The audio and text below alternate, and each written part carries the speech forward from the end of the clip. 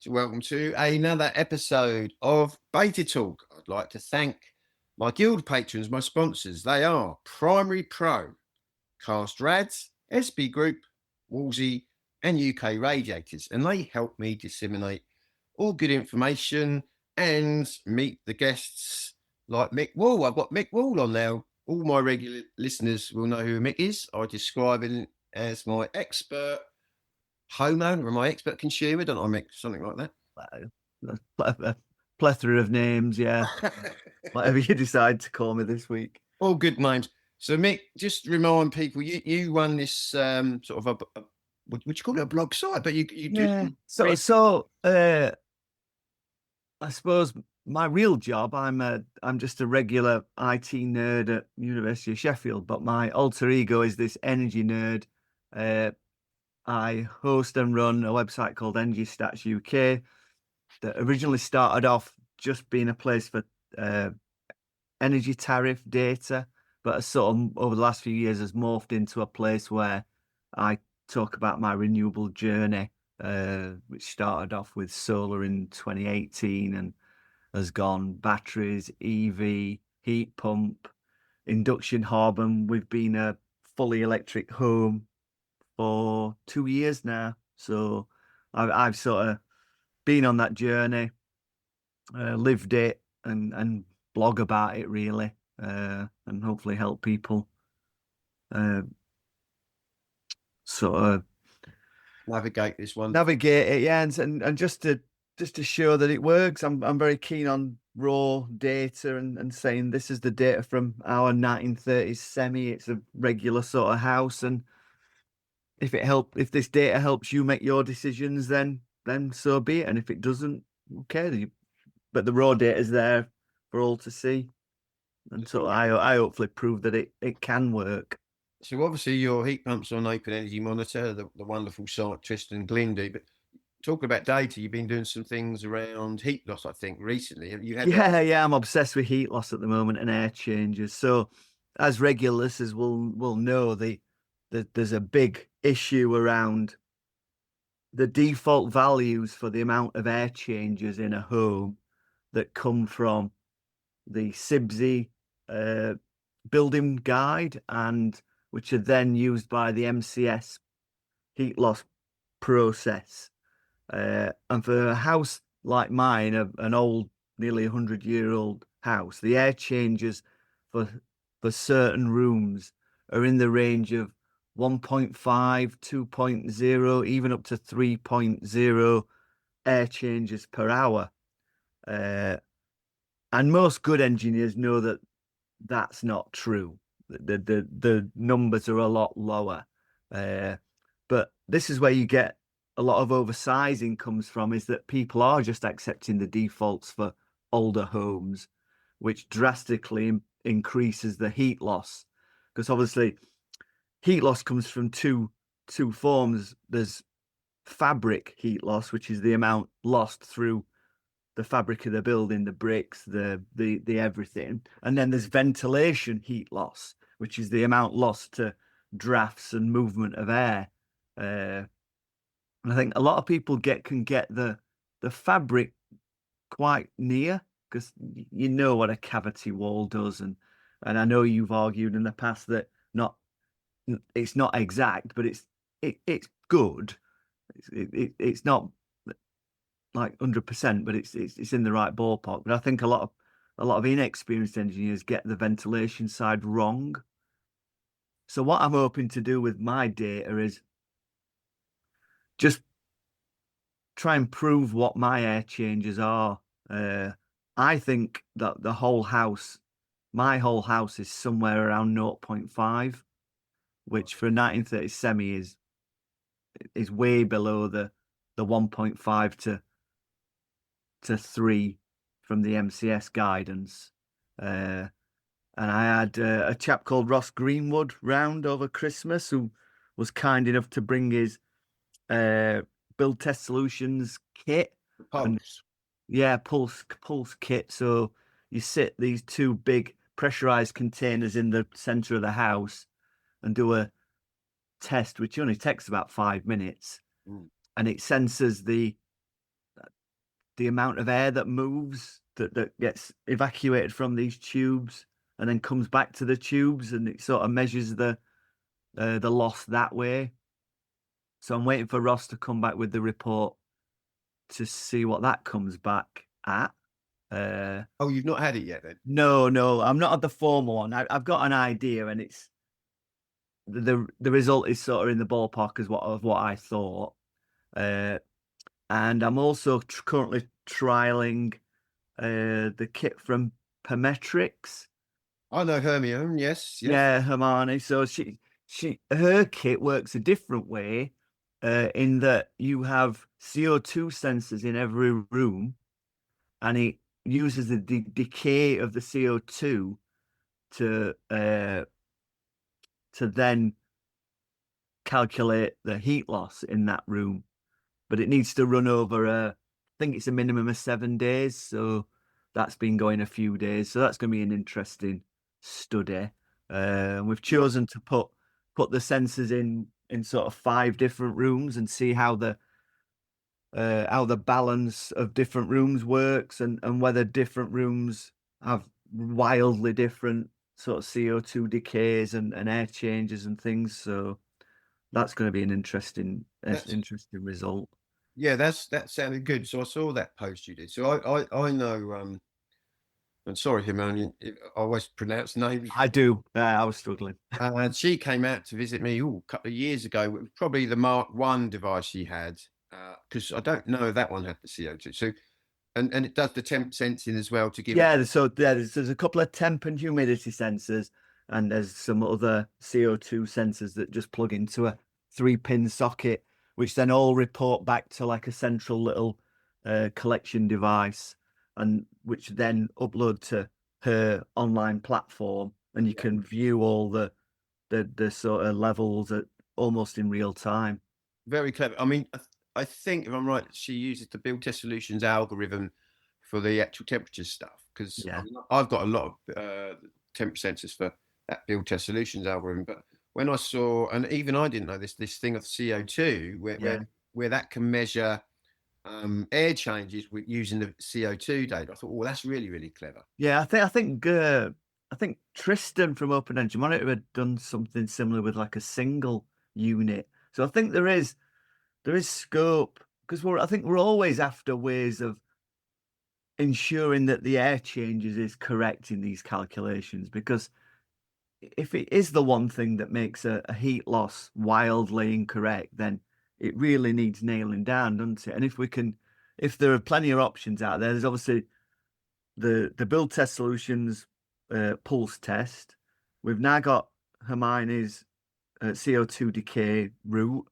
There's the old school blower test, door blower test route.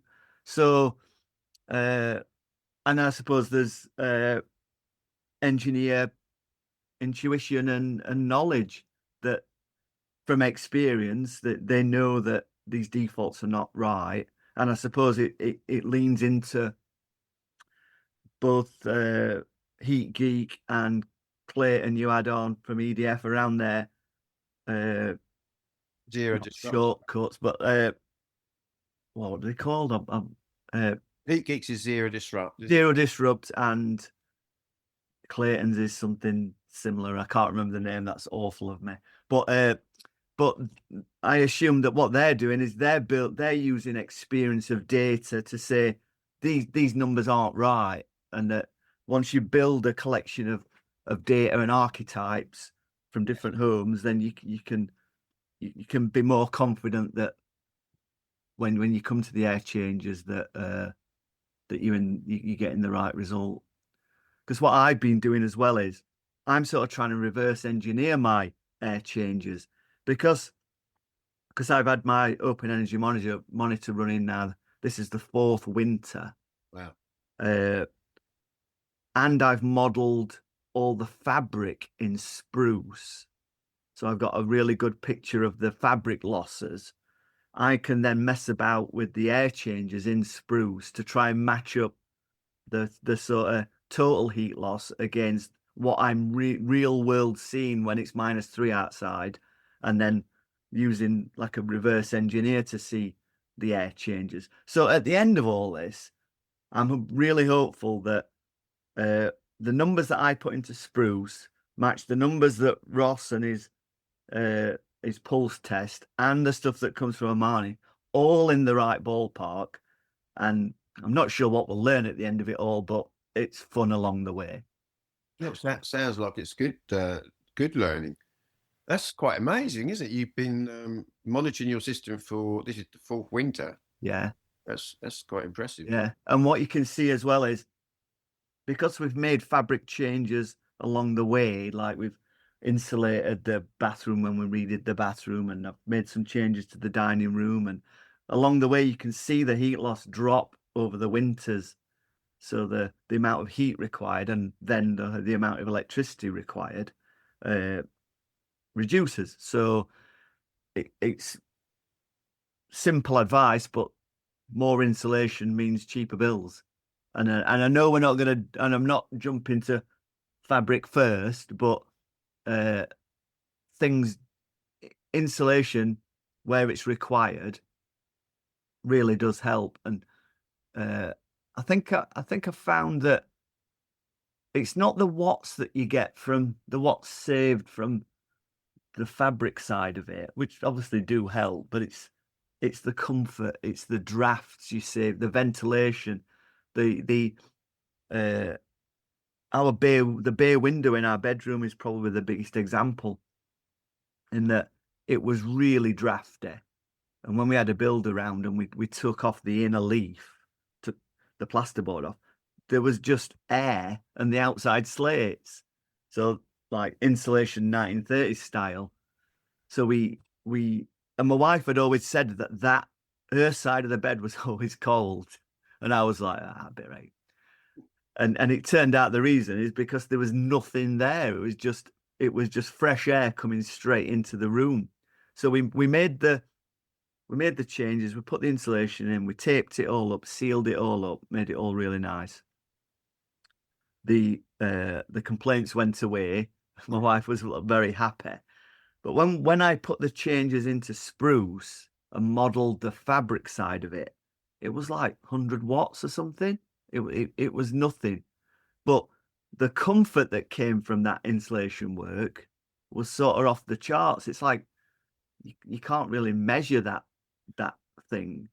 Brilliant point. I think this is a lot, speaks a lot to, it reminds me of the conversation we always have about weather compensation systems. When you're running a heating system in weather comp, the comfort level that you experience when you move to a weather comp system from an on-off is very similar to the fix that we've done on the bay window. It's that it's until you've experienced it, you can't really portray it to somebody in words what stable heat in a building is like and the comfort that comes with that. It's exactly the same point Richard Erskine made, who I've had on the podcast, and he wrote a brilliant essay around it. I might link that in the show notes. Actually, he said exactly the same thing. You know, do the comfort stuff, and that was a bay window in his case as well. Very old building, bay window, letting in lots of air. And like you say, it's not actually going to bring down the watts being lost so much, in the whole house calculation. It's this comfort thing, because obviously if you're in a room and there is drafts coming in and they're cold drafts, that experience you're going to experience cold. Yeah. No, a very good point.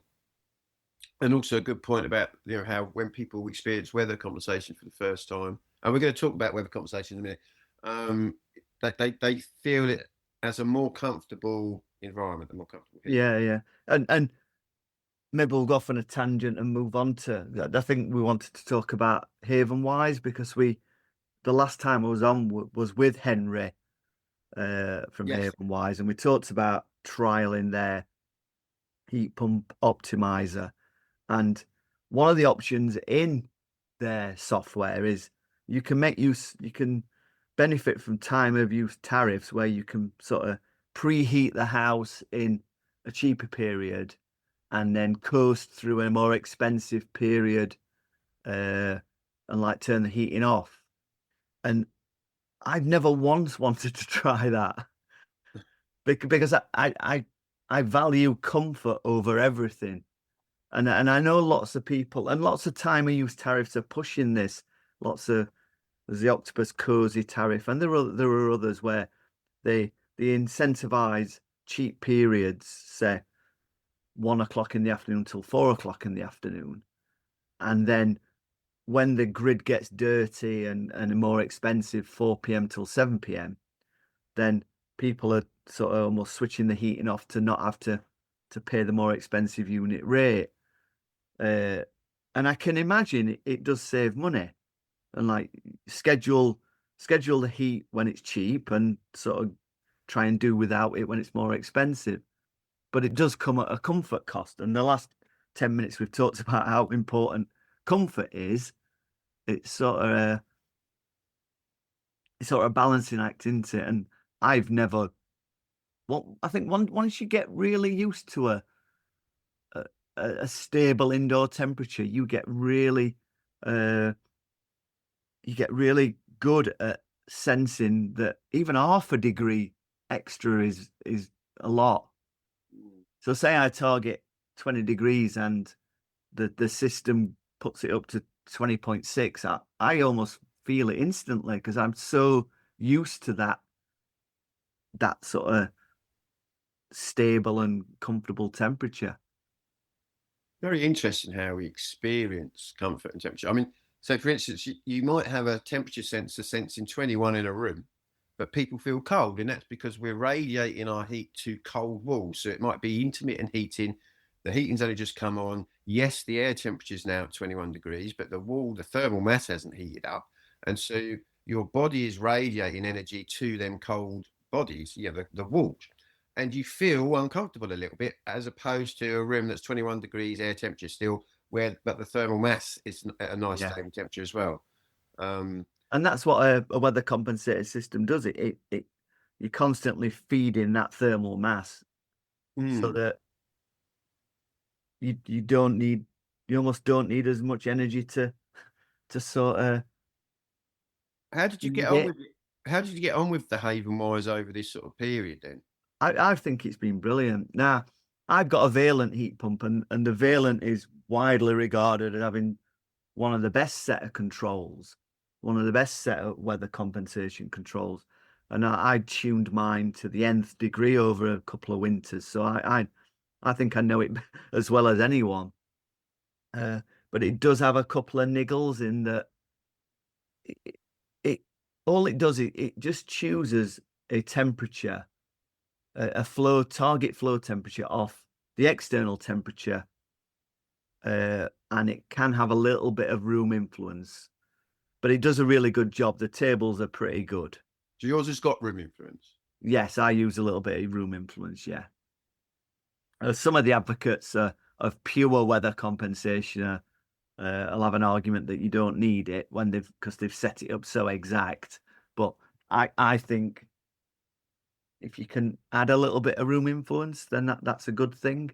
You might need to explain this for listeners, because I've got Michael Podesta coming on the show. He's been on the show before, fantastic scientist, retired, but very much, well, like yourself, very interested in all this stuff. He's just written an article about pure weather compensation. I didn't have time to read it.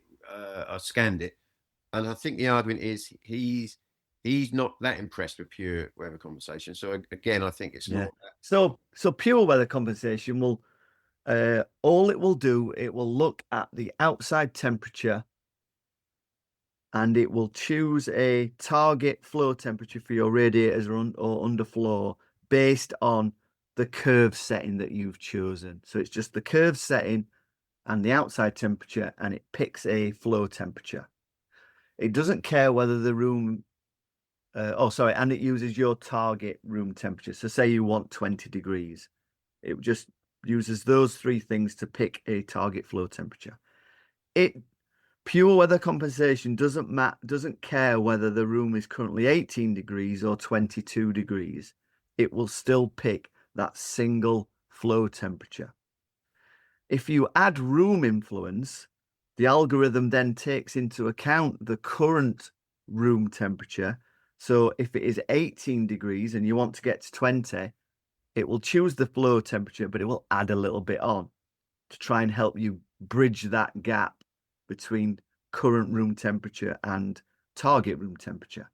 And if the target room is currently over what you want it to be, it will choose a slightly lower flow temperature. So it tries to make a little bit smarter decision. Mm. My criticism of the Valent system is it's never been aggressive enough. So if you had a long hot water run overnight and your room has dropped to 18 degrees and you want it to get to 20, it doesn't add a vast amount of influence or addition onto the target flow temperature. So it can still take a long time to get back to the target temperature that you want. Havenwise, on the other hand, will just choose the required heat into the radiators that it needs to get you to your target room temperature by the time you told it. So if you said, I want to be at 20 degrees by 7 a.m., it will do whatever it needs to do to get there. And if that means choosing quite a high and aggressive flow temperature into the radiators, it will do that. So there's pros and cons to both, I suppose, because if you're choosing a higher flow temperature, your efficiency drops a little. But at the same time, you're getting the room to the temperature you said you wanted it at. So again, comfort comes into it. So what Havenwise does, it uses more input parameters than the standard manufacturer's controls. It'll look at the difference between target room temperature and where it is now. And it's also built a model of your house, of your heat loss in a way that it knows that it needs to give so much heat in a certain time to get to the temperature that you want to get to, if that makes sense. Because it's sort of it has a little bit of a learning period when you first put it in, that it senses how quickly your house loses temperature and how quickly it then rises with a certain amount of heat from the heat pump. So it has more data to work with to make better decisions around what temperature to put in the radiators and underfloor. Did you have a chance to read Michael's? Not yet, no. I mean, like yours, they're very, very long and detailed. Yeah, I think you both start off with an index. That's always a good sign. So one of the things he pointed out, so obviously with just pure weather compensation, your temperature sensor outside is just sensing temperature. Now, obviously the weather could change where you've got driving wind, the walls, outside walls are now wet, which is going to affect sort of heat loss. And he was saying that can't really account for that. So that brings us back again to this whole thing of room influence helps. Yes. And that's where you're sort of telling the machine, you know, what the temperature is inside as well. Yeah. And he mentions Havenwise and others in his article, because he said to sort of combat that, then you have to pay Havenwise. I think you said it was like £1. It's just small monthly charge. Now, I unfortunately I haven't read the article properly. So, so it would be good to get Michael on and sort of hone in on this whole discussion. So, because it's obviously quite, the whole heat loss thing is interesting. As we know, we've got people like Carno, Spruce, Heat Engineer, and others. Yeah, good stuff. I mean, you've been plugged into the Spruce platform. How have you found that? that's been really good, even for someone like me who still does it with a tape measure. So I know all the engineers now have got like laser measurers and things. I just use an old school tape measure. It took me a bit longer, but just going back to Havenwise before we move on, there was one curious observation over Christmas period, and it's not a slight at Havenwise, it's a slight at, if you only have one temperature sensor in your house that dictates the sort of flow temperature required, it can be not problematic, but it has its downsides in that. So for example, over Christmas, everyone's in the house and we spent a lot of time downstairs together, which doesn't really happen with two teenagers, but over Christmas it did. So we were all sat downstairs, door closed, cooking, four of us in this one space, and that was where the temperature sensor was. So Havenwise did a fantastic job to sense that the room temperature was increasing, so it kept decreasing the flow temperature to the heating system to try and keep that space at the temperature we wanted it to. Now, the only downside to that is when you then did come upstairs, that flow temperature now wasn't able to maintain the same target temperature upstairs because there was obviously no bodies and people in that upstairs space. So that's always, I suppose that's always a problem with any single thermostat control, is that if you are having any sort of room influence, then the room influence can be fine for that space where all the people are, but then has an adverse effect in other parts of the house. No, very interesting that. Yeah, I because suppose the only thing you could do is have multiple sensors and maybe average out between the two and make decisions that way. But then that downstairs room would overheat. So what would you rather have? One room perfect and the rest of the house cooler, or one overheat and the rest be all right? It's never going to be perfect. I don't think anyone will ever create a perfect system for that sort of scenario. Unless you went into zoning, and then zoning's a no-no from, as we all know, from a performance point of view on a heat pump. You want that open loop system.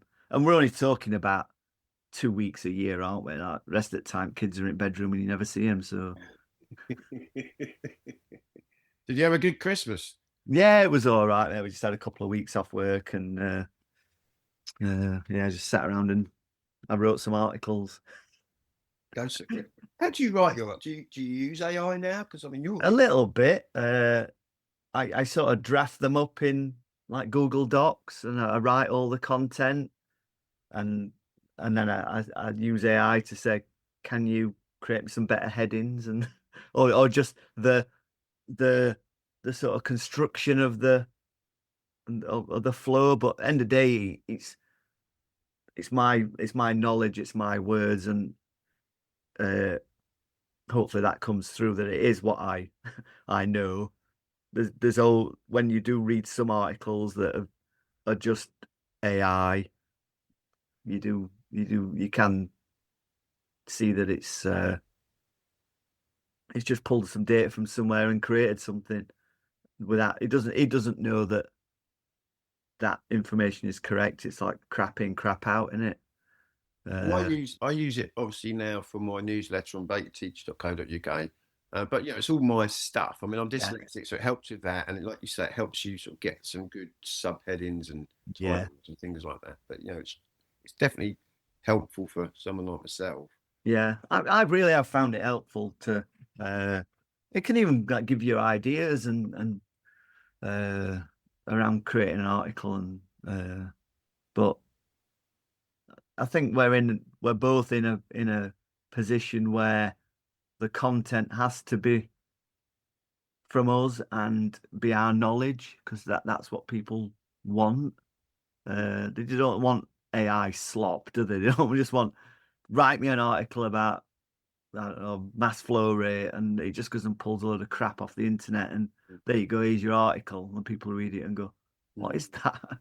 Whereas hopefully my articles are hopefully in a format or a that is a bit aimed at homeowners, sort of try and bridge that gap between the deep technical knowledge and what the homeowner needs to know. Because I've written stuff about mass flow triangle and cycling and defrosts, and some people come into heat pumps for the first time, and some of them start asking questions about DT5, and why does my heat pump cycle? And a lot of time it's quite a simple explanation. It's minimum modulation of the heat pump versus heat demand in the house. It's sort of, but it's putting that across to people that have, all they see is the heat pump going on and off and don't know why it's happening. As my expert consumer, what do you think of the market at the moment? Do you think more people in their homes are sort of becoming more interested in heat pumps, or do you still see a bit of a lull, a bit of a plateau? What are your thoughts around that? I think that whilst ever the grant's still there, people are going to consider it. If they can get £7,500, and with the schemes like Heat Geek and EDF are doing around their zero disrupt style, where they can get a very cheap install without changing very much, then you would imagine that they would still be popular. We've still got the elephant in the room of the gap between gas and electric prices, making it yes, you can make a heat pump run cheaper than a gas boiler as long as the efficiency is good, but it's a tough ask, isn't it, for somebody to change their heating system and then it be almost the same price to run as what they had before. I think from the 7 years of running my energy tariff site, people will jump onto something or anything if it's cheaper. And at the moment, you can't guarantee that, can you, with a heat pump? Not unless it's put in well. Yeah, it has to be put in very well, doesn't it? How's that site going, your energy stats? It's good. It's good. It's sort of, like I said earlier, it sort of transitioned a bit now from just being about tariffs, and it's all about heat pumps and things at the moment. And because I know the Vale and Aerotherm really, really well, I've sort of created a whole suite of help guides for hot water and basic heating settings, and why it does this, and the hot water modes. And because we've got Open Energy Monitor, and we can show in graphic form what these decisions what these options you choose, what the outcome is. It's all there in black and white, really. If you choose this mode, it's slower but more efficient. But if you choose this hot water mode, it's faster and less efficient. And you can just see all that. The beauty of Open Energy Monitor and the data that has brought over the last few years for all of us to learn has been staggering, really. And I'm with you. Tristan and Glyn deserve an MBE or whatever. Or whatever they need to get. They do. They deserve something. That's such a great asset to the industry. What Yeah. produced. Going back to this tariff thing. So obviously your energy stats talks about a particular tariff. You obviously know a lot more about tariffs than I do. I mean, one of the arguments I see from people, and it's a fair argument, is they're not having a heat pump because they don't want to be dependent on a tariff, because a tariff system might not be there the next day, and but some people are dependent on that to have their low running costs. What are your views on the tariffs? Yeah, it's a tough one. I know Damon's been a big advocate of this, is design it well in the first place, so that it'll run cheaper on any tariff, even if it's just a standard single unit rate every day, or for 3 months, 6 months, 12 months, or whatever. As long as it's efficient and designed well and efficient across the long haul, then that's got to be the best way. Because if you start with that point and then you add on solar batteries, time of use tariffs, the whole holy trinity that I bang on about, then you're in a fantastic place, and you will absolutely save money by making use of those renewable technologies or a time of use tariff. But if you start with a poor install that has got poor efficiency, and you're relying on a time of use tariff and the on-off that we talked about earlier, and that's the only way you can make it run cheaper, you're in a bad place, aren't you? Because if that tariff goes, or If the cost of electricity increases for whatever reason, then you're in a bad place, aren't you? Because you've got a poor install, and no matter what, you can't. A poor install is a poor install, and it'll cost you money. I mean, how complex is the tariff world? I mean, obviously you focus specifically on Octopus's tariffs. Yeah, I focus on Octopus because they were ultimately a software company that decided to get into energy. So that they've had this clever back end that they call Kraken for 7 or 8 years. And the reason why they are able to create these time of use tariffs that can, because the whole energy market is made up of 48 30-minute slots every day. And what all they're doing is carving up the 48 slots into different styles. So you've got one called Agile that is 48 different prices every day. Every 30 minutes, the price changes. And then you've got other ones like their EV tariff that is 6 hours cheap overnight and a flat cost through the day. And there's different ones in between. The heat pump one called Cozy has, is it 4 different cheaper periods through the day, and then one very expensive period between 4 and 7. So they're saying do your hot water runs in the cheap periods. They're saying overheat your house in the cheap periods and then avoid the expensive period. So there's a wide range of tariffs for different use cases, different technologies, or different appetites for what you want to do. And on the other hand, they do flat tariffs like everyone else.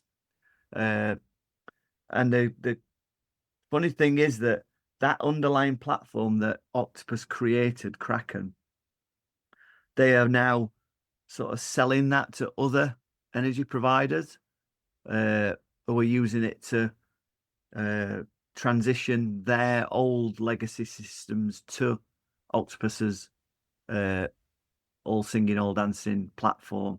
EDF have now done it, and they're coming out with their own smart tariffs based on the same platform. So yeah, I think most energy providers are going to be going down this route of smart tariffs with cheaper periods and more expensive periods. But it's the reason why Octopus provides so many is because like I said, they've had the software since day one, and everyone else is playing catch up. But hopefully, choice is a good thing, and that more suppliers that can come to market with these things, the better. Well, choice is good, but then I suppose you can have too much choice. So for the average consumer, yeah, it is a minefield. I mean, I'm an average consumer, I suppose, and I've just moved into a new rented accommodation, and I know this industry, and yet that kind of aspect of it, tariffs and that kind of confuses me. Yeah. Isn't there one energy company supplier that's just halted their tariff system or stopped it? Was it Ovo? Have I got that right? What am I thinking? Did they stop one of their heat pump tariffs? Maybe I've got that. Oh yeah, Ovo. So Ovo had a tariff that was slightly different. It didn't rely on changing time periods every day. What it did is it said any electricity used by your heat pump will be charged at 15 pence per kilowatt hour. And the way they did that is they hooked into the Valent API, so they talked directly to the heat pump to ask it how many kilowatt hours the heat pump used, and then they charged it that way. But yeah, you're right, that's been pulled, I think, for new customers. So maybe it was not making any money, or maybe it was just a way of getting people into Ovo. I don't know.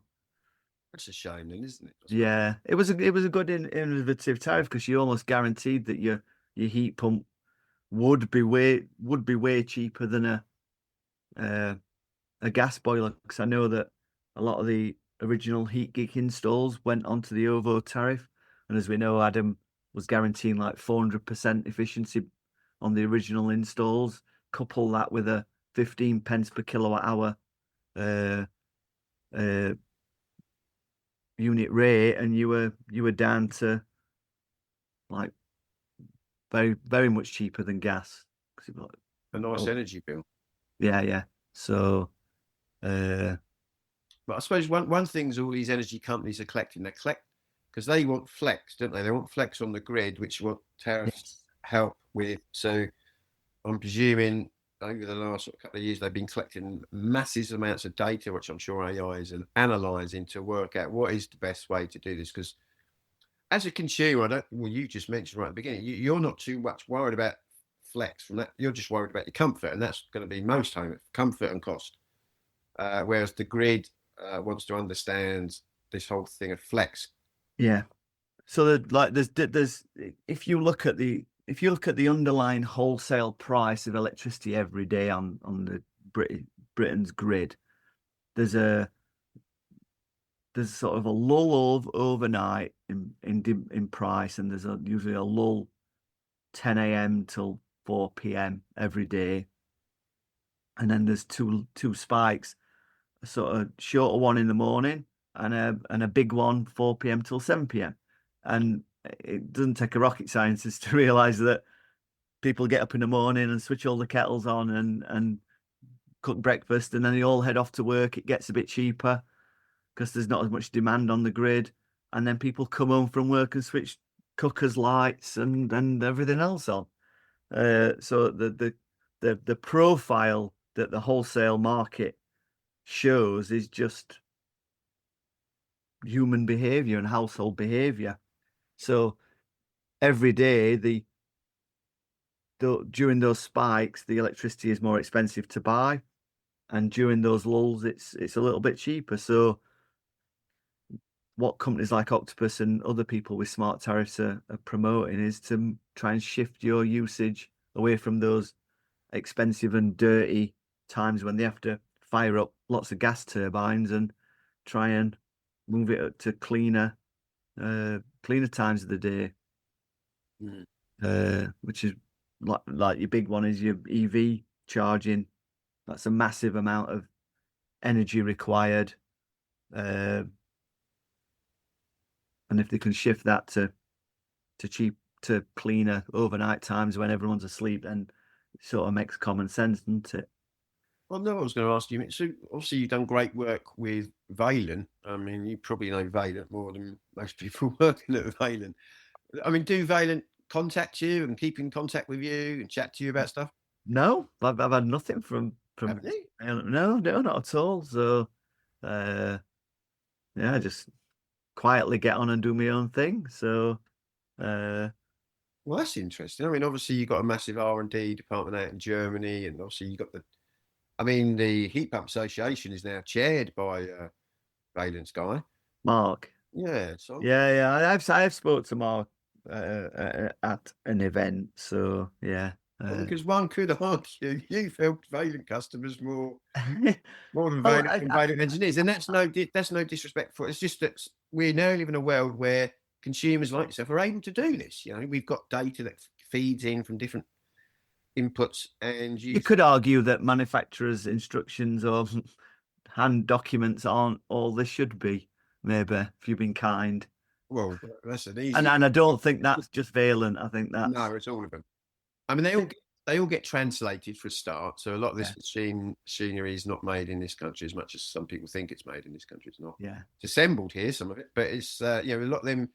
The manufacturing instructions have to then get translated into different languages that are using maybe different standards. So as you know, our boiler and heat pump manufacturers love to include BS 7593 in their manufacturing instructions, which is let's use lots of chemicals to protect your system. When Oh yeah, mine no chemicals at my house. no chemicals in yours. Yours is all I'm VDI and thorough flushed, and Ricky will be happy for me to say that. But yeah, Damon comes and services it every year and tests the water, and it's been spot on. So and unfortunately, at the moment, I mean, they're getting a little bit better. The Heat Pump Association, I think, start to look into people.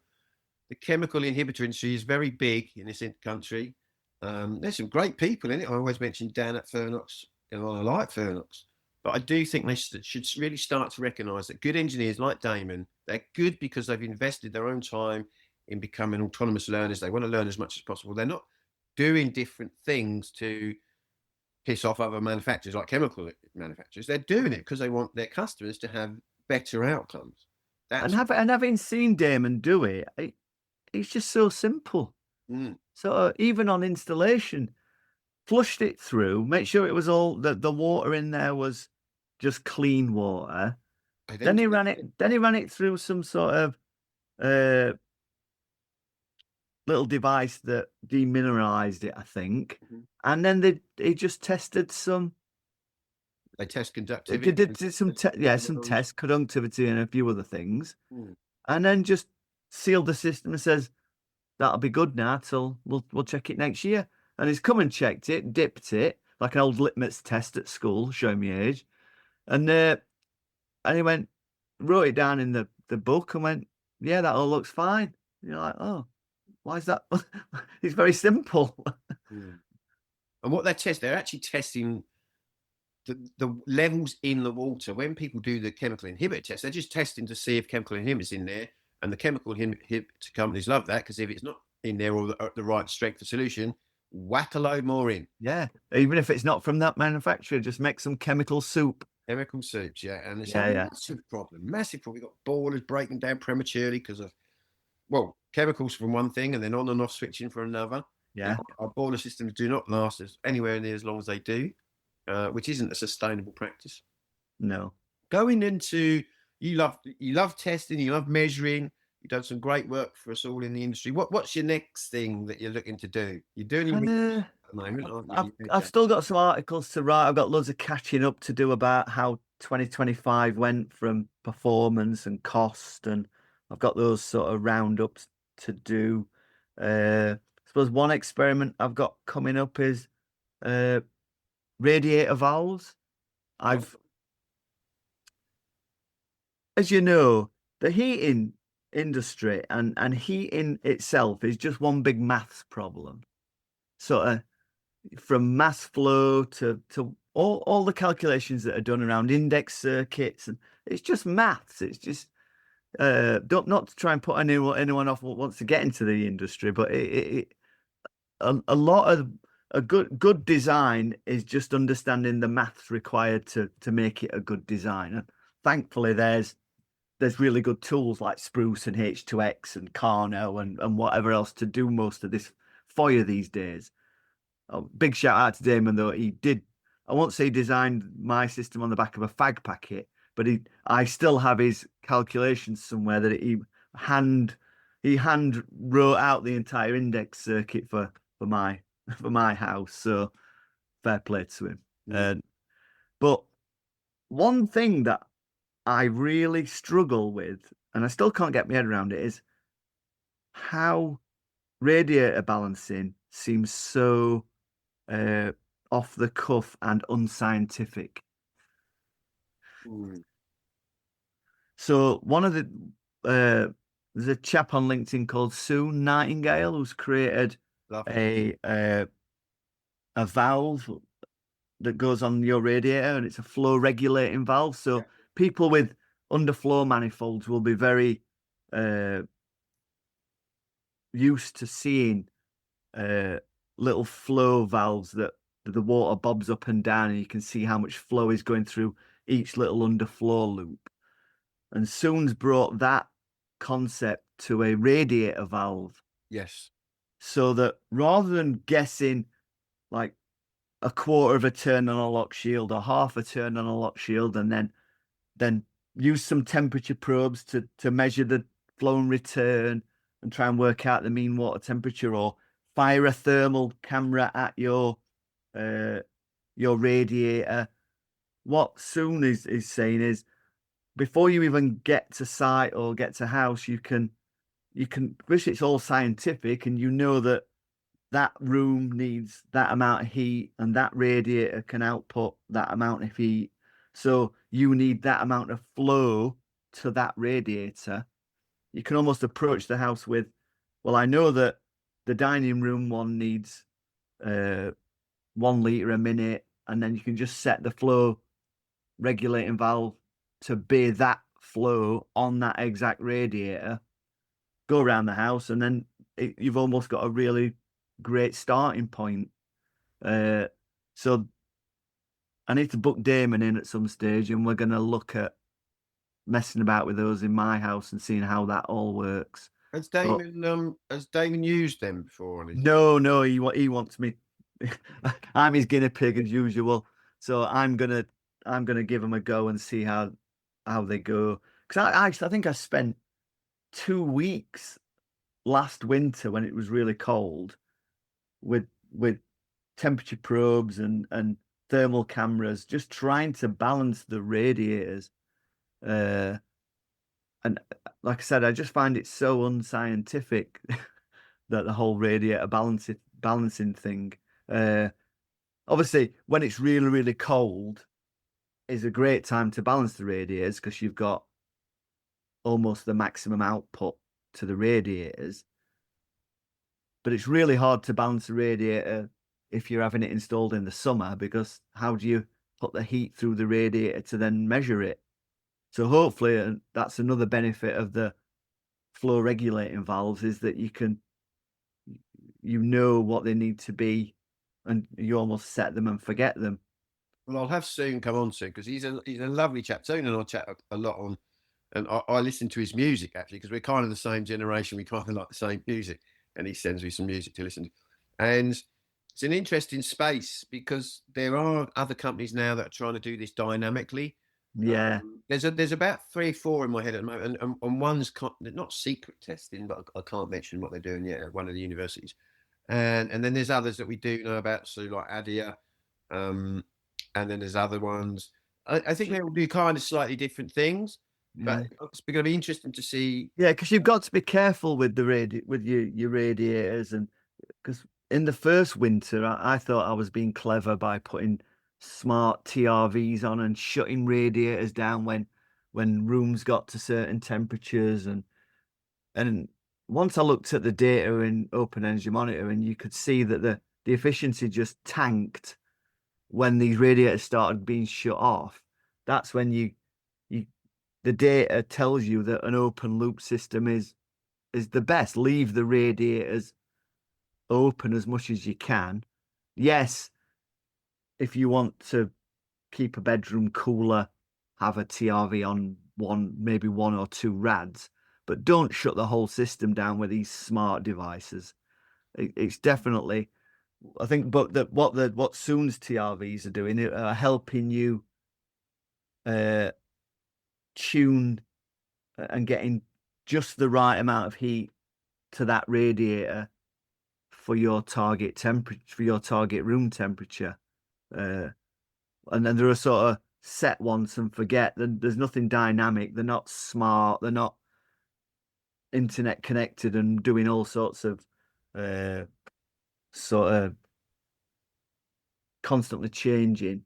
Because the other thing that I found with smart TRVs is because they've got two batteries in and they sit there, they've got like a little motor in to open and close and make decisions. So it might say this room needs more heat, open up a little bit, and you get this whirring noise, and then it says close down and it starts whirring, and the wife was like, "What the hell is that noise?" Well, And you're like, this is why the data has been so important from Open Energy Monitor. So if you imagine before good data like this, someone like myself who's got, I've got quite a powerful voice in industry, but I haven't. It's not as powerful as some of these big techie companies that make these smart TRVs. And of course, their marketing then goes and markets them as these be all and end alls. And of course, people out there like technology, so a lot of people understand. We think, oh, these would be good.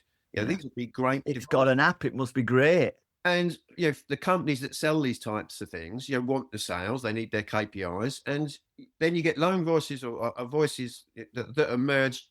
I mean, I didn't know most of my science till around 2006 when I started teaching, and like lots of lecturers, I probably wouldn't have even known that much science anyway. But I taught prisoners, and I realised they wanted to know lots and lots and lots.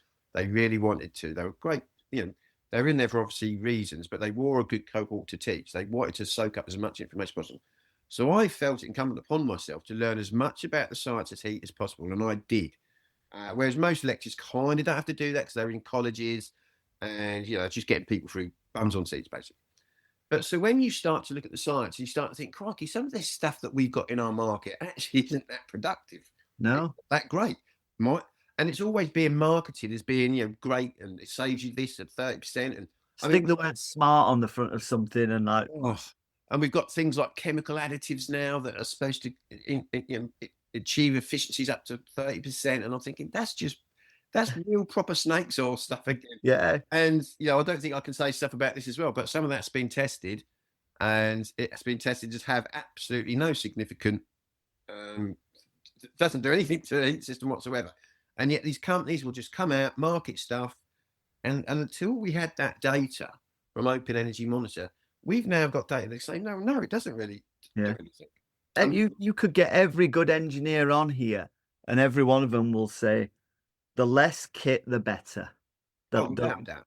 That's engineering common sense, because Yeah. things break down, and Yeah. you've got less things to break down. Yeah. That's just common engineering sense. And unfortunately, our heating world lost a lot of common sense about 4 decades ago when we started to become the biggest gas boiler market in the world. Yeah. We did have this massive industry, and also consumers have got very used to, if a boiler breaks down and it's 6, 7 years old, a lot of consumers out there are quite happy when the engineer says, yeah, you need that replaced, rather than keep it going. Rather than repair culture, we've got a replacement culture, which the boiler industry loves. And I just did a big article about their loyalty schemes. Yeah. So yeah. Incentivize replacement over. Now, again, it's not so much the fault of market departments, because you might be a new person into marketing in this industry, and that's kind of all you know. That's what you've been told. Lots of homeowners don't expect our boilers to last 30 years anymore. No. Replacement kind of items, but they don't have to be.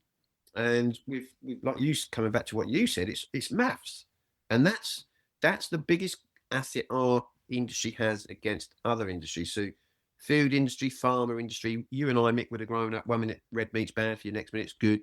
Eggs bad for you, next minute it's good. And you'll have academic departments that proffer up both sides of the argument, so no one really knows the truth. In our industry, the truth there is there. It's like set in the mid 1800s. They defined the laws of thermodynamics. That's the truth. You can't argue against it. So now that we've got manufacturers saying things like, "Oh, use our underfloor heating because radiators need 70 degrees," that goes against the laws of thermodynamics. We can say to them, "You're bullshitting us." Yeah. And we've got maths on our side, and we've now got data on our side. So I think it's really, really good. So And going back to the good. We know what good looks like. It's less is more. No kit, open systems. I spend way too much time on the Valent Facebook group, and the amount of poor installs that are still going in with all sorts of extras and zoned and smart controls on every floor, and it's so hard. It's so disheartening you're trying to help people, but whether it's new build or someone's come in and put this system in for them on a retrofit, there's there's still lots of people putting kit in that need education and it'd probably save them money. The install would be cheaper because you're not putting all this stuff in. It just comes down to the knowledge of why. The other problem is when all this stuff goes in, 3 years down the line, and different engineer might come around to your house because you're eating, not working on something, and the engineer walks in, doesn't understand all this kit, thinks, I don't know what that's doing. Sometimes kit gets taken out, Yeah. And this is what another problem around this. There's just too much stuff out there, and in a heterogeneous industry where most people out there are sole traders, where if everyone was employed by one entity, let's say all us plumbers, heating engineers, are all employed by the government, we'd know all that kit. We'd all be doing our CPD about what the new kit is on the block, and right. So when you walked into a home, it wasn't working. You say, "Oh, right, that's got to have that done. That's how we service that." But no one, even I don't know half the kit out there sometimes, because why would I? I'm not out there on the tools anymore.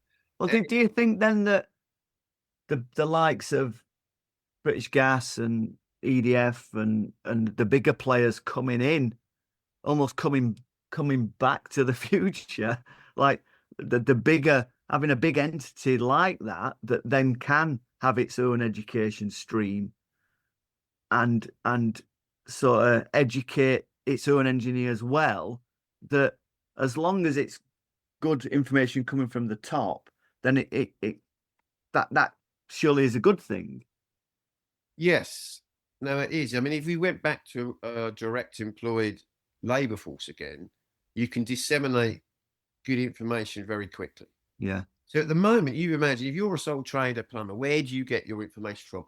If you're not using social media to sort of interact with people like your Damons, if you're not, I mean, trade media, you've never got quality information about science or heat from it at all. I mean, sorry to my friends at trade media, I mean, I love them, but you get some good articles, but you'll never learn anything from there. So where do you learn information from? You've got to maybe rely on industry bodies. And again, they haven't been that great at all, because most No. industry bodies are manufacture industry bodies. So they're just pumping out stuff that manufactures, and they want us to buy stuff.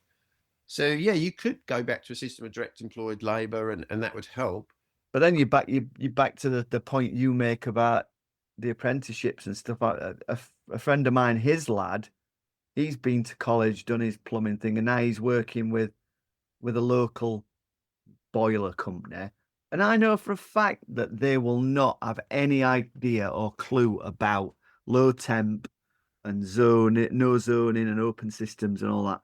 So all I can think is that that lad, all he'll never know is high temp combi boiler slinging, which is really, really disheartening.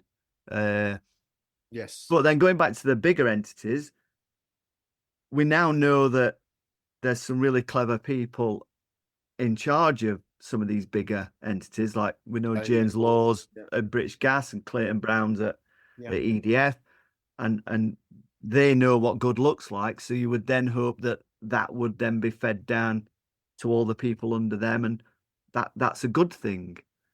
Mm. Yeah, they seem. I mean, James, like British Gas, knows what he's on about. So they're very interested in British Gas. So on their heat pump side, you can tell more than the others, they really want to hone in on the science and get things Yeah, right. If you look at Octopus, not being disrespectful to them, I'd argue they haven't got top tier, real clever engineer thinking going on. Era, same. yeah, They come in and massive millions in marketing, and there's a lot of things I've seen that I would not call good engineering practice. yeah, Not being disrespectful to them. Clayton, different. I mean, obviously that's a different thing together, because they're using SMEs as yeah. Using H-pin and stuff, but so they but still got they this. do have their own training Yes, they do. and That's stuff. goodness. So Jamie does that now. British Gas, that on their heat pump side, I'd argue you've got to try that they're the ones to beat. The problem with British Gas is, and this whole Centrica complex world, because Centrica is a complex world where lots of people move around different departments. They're still putting boilers in wrong. yeah, So yeah, you've got this weird thing going on where most of it, and they've got what 7,000 engineers, I think, doing stuff just to get boilers in quickly as possible, at the best price possible. And whereas the heat pump side of things are trying to do things right, yeah, and there's a mismatch. There's a yeah, yeah. mismatch there. But do you, playing devil's advocate, do you think that because James and the design side on the heat pump side is going down a certain path, that boiler installers on the on that other stream could hop across and learn Oh, from, without a and doubt. they've got a they've really they've almost got an unlimited an amount of people that they could train up who Yeah, already know gas or who are already British Gas employees, and they can pick and choose. I think you've definitely spoken previously about cherry picking the ones that really want to learn, and the ones that want to go they more forward. than anyone are in a blue ocean, because when I talk about training, people think it's all about training. You've got to build a new training system, a new syllabus, a new curriculum. It's not. You want to find the people who have took ownership of their learning. Your Liam Barrys and your Damons, yes, they went on lots of training. They love it. They soak it up. But that's not why they became good. They became good because they wanted to learn all this stuff. Yeah, A lot of adults will go on training because they're told to go on the training, but they don't retain the knowledge. And when you've got access to 7,500 engineers, you could, and I've said this to British Gas, I said you could be doing things, monitoring. They could have their own little video series, and who is going on them video series, learning and learning and learning. They're the ones then you go to and say, right, we've noticed you're really engaged in this learning. Do you want to learn some more stuff? And Yeah. you with James Law's team, and you can Yeah. so and you can build this very, very deep quality of engineer, because at the moment, unfortunately, it's not engineers' fault. Most engineers out there are just trained to put stuff in safely. Yes. That's it. They're not trained. If I ask 99% of heat engineers out there in the UK, what is heat? How do you measure it? They wouldn't have a clue. They wouldn't know what a joule is. They wouldn't know what a joule. They wouldn't know what a joule per second is, or what. Heating engineers don't know what heat is. Yeah. Now, it's not their fault. And it's very easy for me to say, well, I know the science. I only knew it when I came to teach it. And it was only because I was teaching a specific cohort that I really dived into the science. Because otherwise, like most other college lecturers, you can get away with not knowing too much of it. But we now live in a world where ideally our heating engineers just want to know the simple basics, and then inspire them and encourage them to learn more. Whereas, like I said in my article, these loyalty programs are just inspiring and encouraging people to put more boilers in. Yeah. To rather repair stuff or to get more into the science of stuff. Yeah, because my lad, he's 30, he'll be 14 in a couple of months, and he's picking his GCSEs, and I keep giving him some madcap idea that he can become a heat pump installer, and He could become one of the. I'll do the design, and he can have the van, he can be on the tools, and all this. He has access to the best in the country. He's not very interested.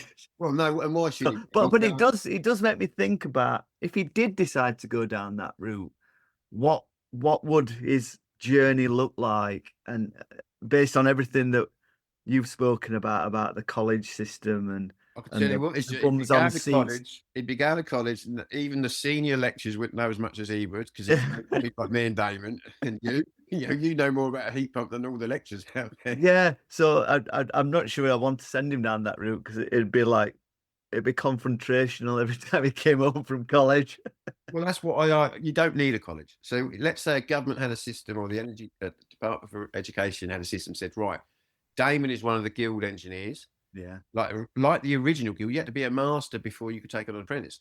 Right, let's pay for Mick's son to go with Damon, and he's going to learn everything he needs to know. And he would. And you can still learn theoretical stuff, because we live in a world of digital stuff where your boy could be coming home, Damon could set him a little task, right, learn about mass flow rate. So he'd have to come home and learn all about that. And he's critically thinking. He's not just getting spoon-fed it by a lecturer in front of a PowerPoint. Yeah.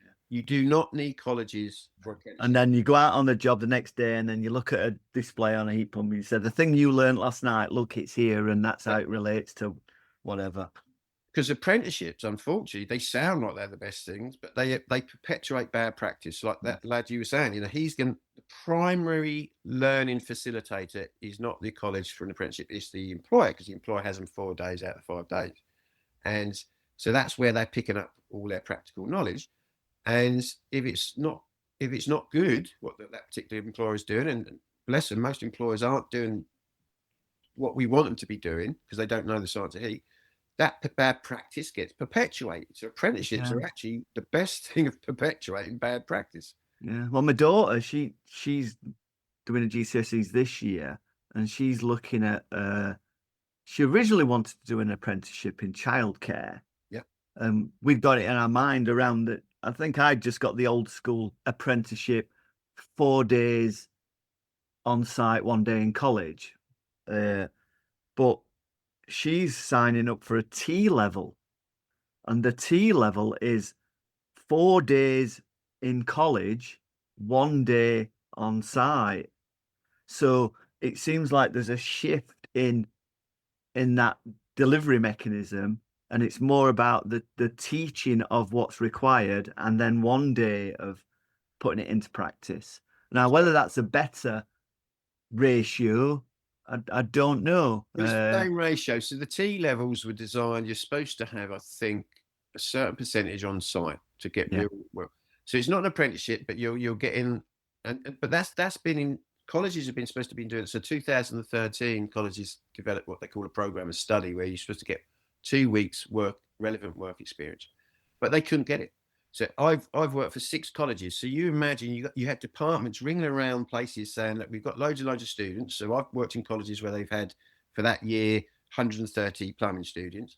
they've got to now try and find them 2 weeks work experience Yeah. somewhere. And employers, if an employer's not willing to take an apprentice, they're not willing just to take on someone that they don't know for 2 weeks to Yeah. get work. So what was happening is colleges were not getting these work placements, which meant figures were fudged because funding, would want to see that they're getting work experience, but they'd only audit a sample. So let's say 5% of the class was, and that was getting fudged by program leaders because I know what was going on.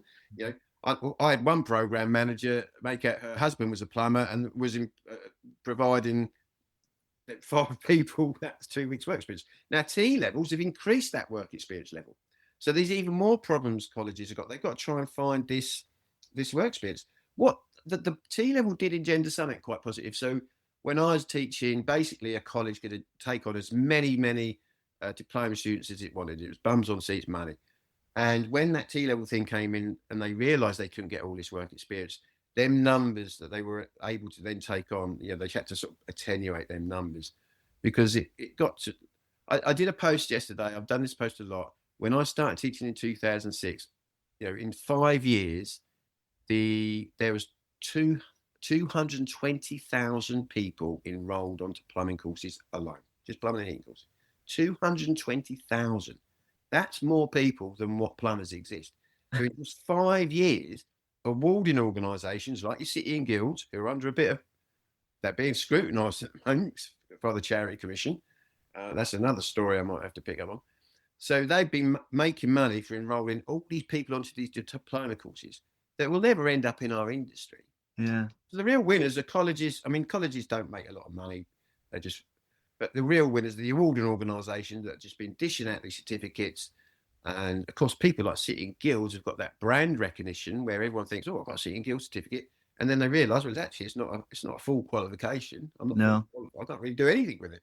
No. I think the T level appears to be, from a qualification point of view, the one that my daughter's looking at is like equivalent to 3 A levels, I think, on a 2-year course, and then it has university UCAS points, so you can then go on to universities. So I suppose from an academic point of view, the T level is good that it can open up.